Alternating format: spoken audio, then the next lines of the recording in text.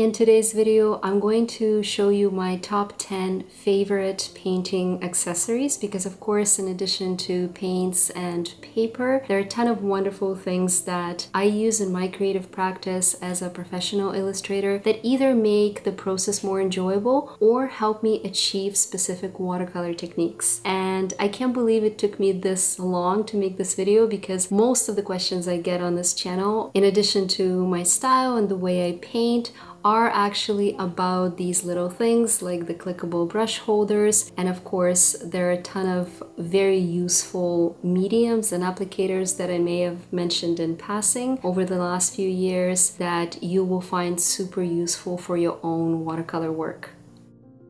Let's get started with the first thing you will need after you settle on your paints and brushes. I'm talking about the palette, of course. And my advice is to avoid plastic palettes because they tend to stain very quickly. It doesn't matter how much you wash them. They just get yellow and dirty over time, which is why I always use white porcelain palettes. They don't stain and you can always see the true shade of the colors that you're mixing. This is extremely important for watercolors, not so much other mediums because watercolors are transparent and you want the underlying surface to always be clean and white to match your paper.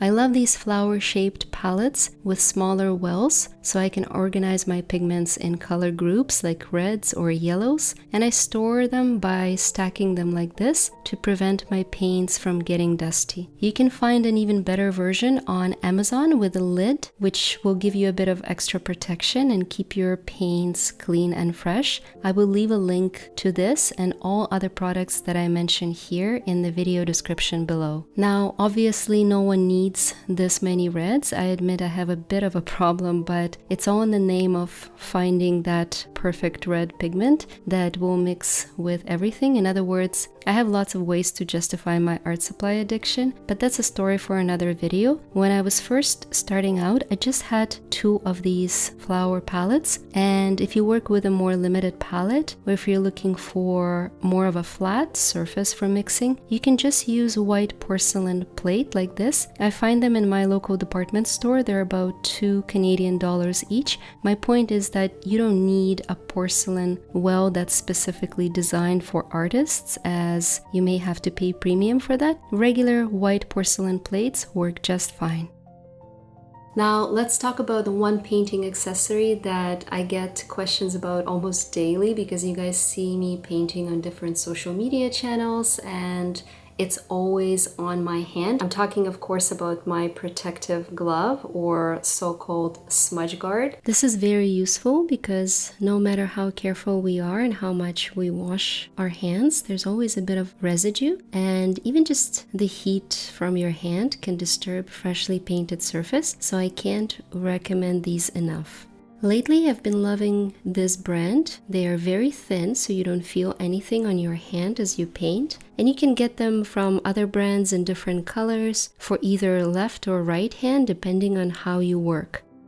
It's just as comfortable, if not more comfortable, than putting a sheet of paper under your hand, which is what I typically see artists do when they want to avoid smudging. The reason why you don't see these gloves a lot in traditional art is because the gloves were originally designed for digital artists who work on iPads or tablets. But as you know, if you've been following me for a while on this channel, my professional illustration work involves a lot of digital art. Specifically, I design Canadian money, and these coins, for the most part, are created on an iPad. So I discovered these gloves when I was wearing my digital designer hat, so to speak, and very quickly realized they are just as useful for watercolors. I never ever work without them. It's sort of a habit at this point, whether I'm working on a tablet or on paper, so give them a try. Another small but very useful accessory that I get lots of questions about is my brush holder. I have 2 of them. These are called Click Fix pen holders. I find them way more useful than brush rests because they have these jaws that hold brushes very tightly and prevent them from rolling. I really hate when a loaded brush rolls and splashes everywhere, so these are fantastic. And of course, much better than just leaving your brush in the water jar because you can really ruin the tip of the brush this way. You can get these clickable brush holders with an adhesive on the back, so you can attach them to any spot you like on your desk. I just sort of move them around my desk when I work with 2 or 3 brushes at a time. One is always resting next to my painting, ready to go.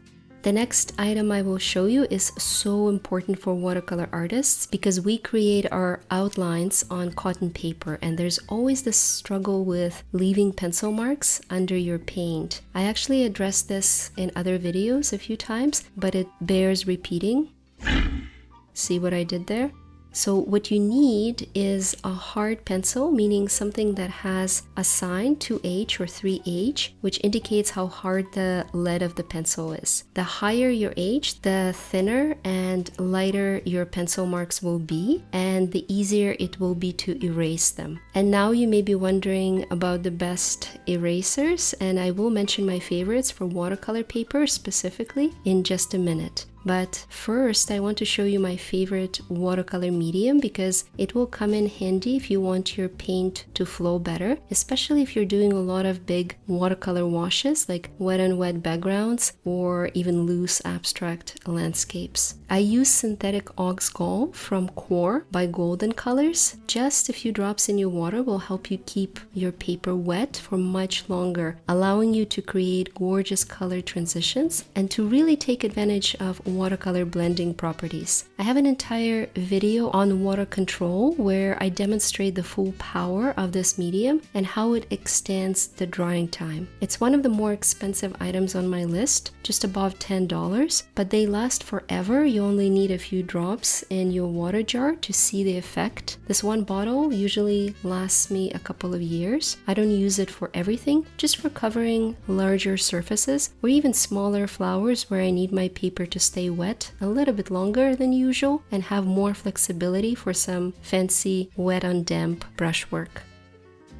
Another little thing that I highly recommend, even for watercolor beginners, is masking fluid. I'm going to show you how I use it and the tool I use to apply it on paper. Watercolor masking fluid, mine is from Winsor & Newton, is a rubber liquid that we use to temporarily mask off or protect specific areas of paper where we paint, like these little mushroom caps. There's no true white pigment in watercolor. We have to rely on white of the paper to create highlights and small white details. Masking fluid helps us protect these areas while we paint over the rest of the paper. If you want to maintain tiny intricate details in your artwork, like individual hairs or delicate lines and dots, masking fluid is essential for precision. And the biggest mistake I see is when people use their nice brushes to apply it. It's a sure way to destroy your brush because masking fluid dries off as a sticky, rubbery substance. What you need instead is a rubber applicator, soft enough to mimic your brush and precise enough so you can get even into the smallest areas. Mine is from Royal Talents. It's called a rubber color shaper, and I prefer size 0, but you can get them in any size you like. So allow the masking fluid to dry completely after you apply it, and then begin painting your watercolor as usual. You can go as dark and as expressive as you like because you know that the masked areas will remain white. Once your watercolor is dry, you can gently remove it, and with the masked areas revealed, you can now make final adjustments and add any additional details to your artwork. But don't use your fingers because you risk rubbing off the paint this way. It's much better to use thin erasers, which brings me to my favorite accessory number 8.